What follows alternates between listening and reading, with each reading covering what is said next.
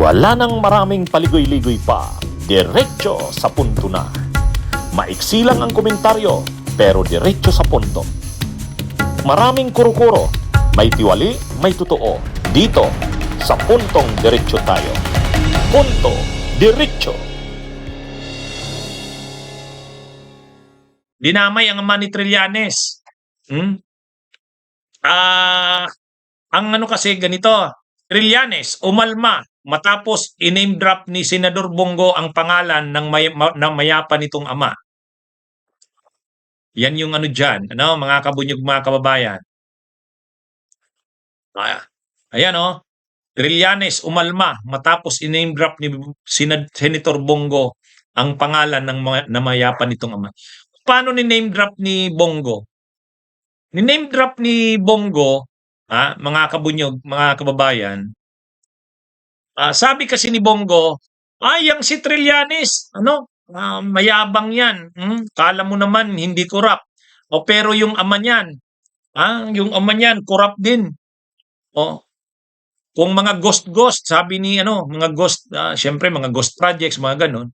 Yung ama daw ni Trillanes, sabi ni Bongo, ay nangungontrata noon sa GHQ ng AFP, General Headquarters ng AFP. Ibig sabihin, dati rin palang official sa military ang ama ni Trillanes. At saka nagkakasino rin yan. Mahilig rin sa mga ghost, sabi ni Bongo.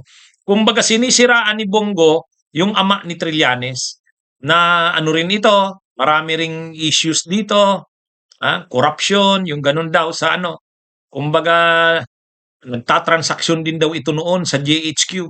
Hindi naman dinitalye ni Bongo. Kumbaga, ang punto doon, para siraan si Trillanes, inungkat ni Bongo yung ama ni Trillanes na corrupt din. May mga rin daw, may mga bad record sa AFP. Yun. Naungkat daw yun, sabi ni Bongo. Yun. Ito, July of 2024, last year po ito. Yung suot niyang polo, pareho pa rin ng kulay ng suot niya ngayon. Rehash pa rin, pati polo niya, rehash pa rin. Ginamit muli. Yun pa rin ang ginamit niyang paninira sa akin. Para siya ang pumuti. Nagpolo na nga siya ng puti para pumuti kunwari. Pero yung kanyang hangarin ay napaka dumi. Alam nyo,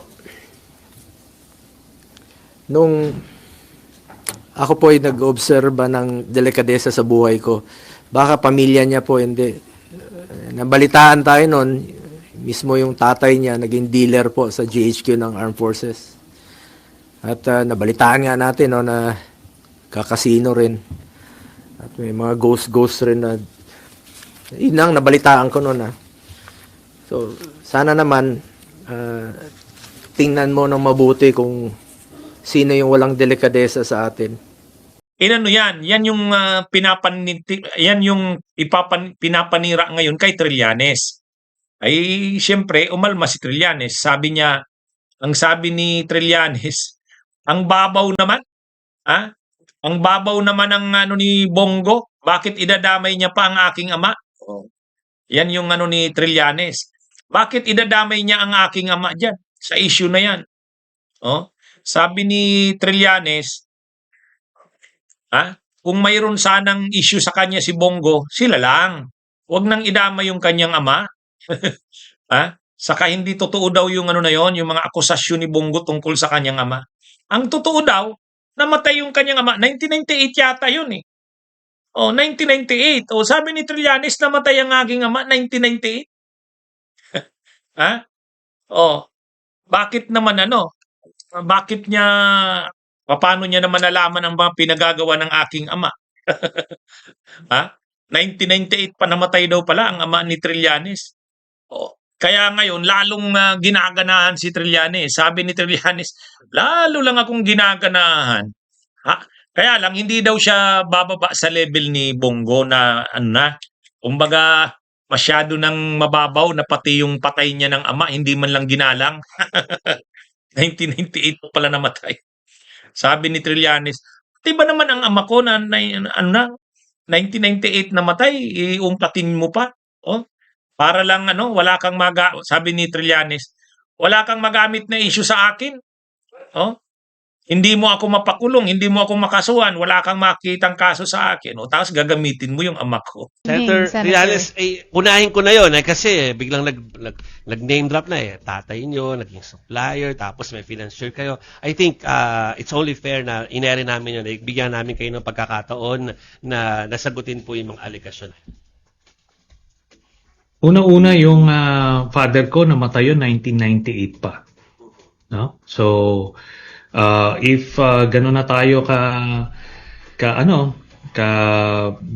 baba ang kalidad ng ating politika na yuyurakan natin yung namatay kong tatay, di yun na yung level niya.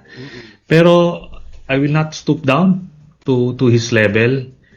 Ang bottom line dito, ang dami niyang sinabi sa akin, pero wala siyang sagot dun sa issue na dun sa kaso na binigay ko. Sabi niya rehashed, hindi mo naman sinagot eh.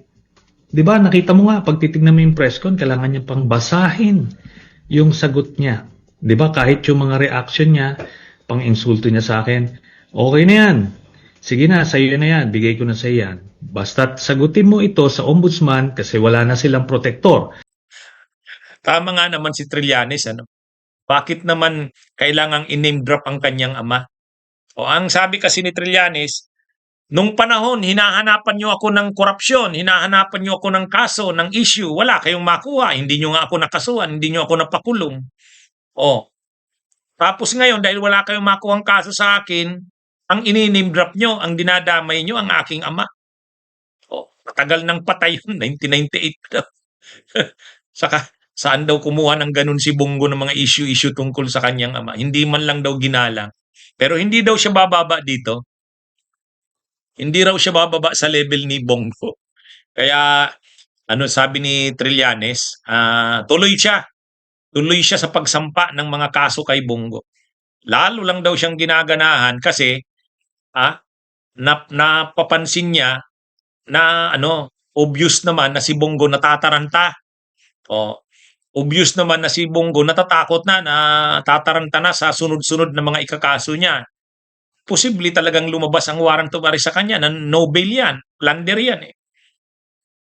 Dahil walang makuhang issue sa kanya si Bongo, ito na ngayon ang binabato. Yung pag-name drop ng kanyang ama. Sabi ni Trillanes, kung matatakot nila ako sa mga ganyan-ganyan nila, hindi yan, sabi ni Trillanes. Mas lalo nga akong ginaganahan kasi alam ko natatakot na sila. Anyway, yan mga kabunyog, mga kabayan.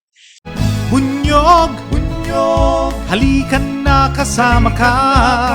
Bunyog, kapag buklod ay may pag-asa. Luzon, Visayas, Mindanao, isa ang pananaw. Sa bagong Pilipinas ang bunyog isisigaw.